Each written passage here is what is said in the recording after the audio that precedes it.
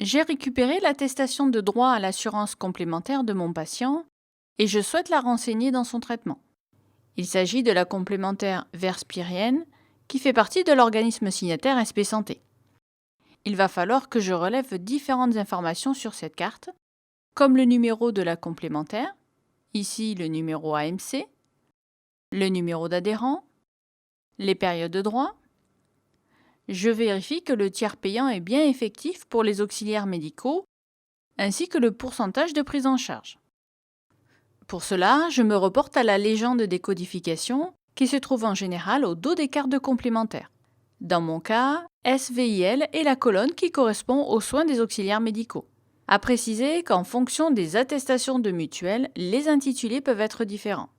Pour rechercher la complémentaire du patient, rendez-vous dans le monde patient, onglet traitement, j'ouvre la fiche de la patiente Madame Demo Nathalie, je clique sur le petit tableau devant la complémentaire, la liste des complémentaires apparaît. Je saisis le numéro d'AMC à cet endroit pour que le logiciel retrouve automatiquement la complémentaire vespérienne. Le logiciel la retrouve bien avec la convention SP Santé DRE.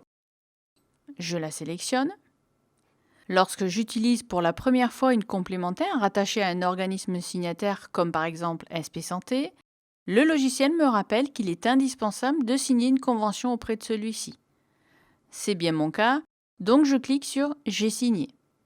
Le logiciel posera la question à chaque nouvel organisme.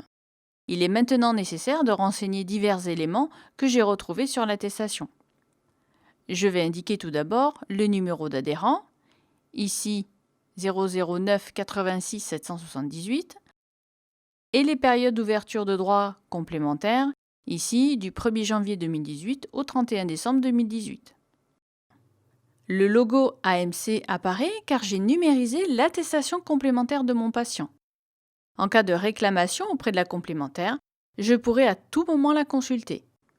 Ensuite, je dois absolument spécifier la règle de calcul, c'est-à-dire la part que la complémentaire va prendre en charge.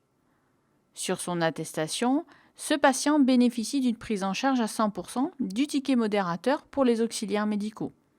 C'est le cas le plus fréquent. Donc à la question « La complémentaire prend-elle en charge la totalité de la part patient ?»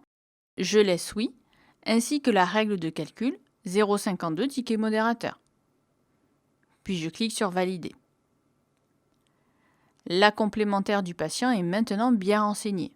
Si je souhaite qu'il ne règle rien du tout, c'est-à-dire faire le tiers payant, je coche « Tiers payant » sur la part complémentaire. Ensuite, je valide. Au moment de facturer, une fenêtre récapitulative me présente toutes les informations saisies sur la complémentaire du patient. Je valide.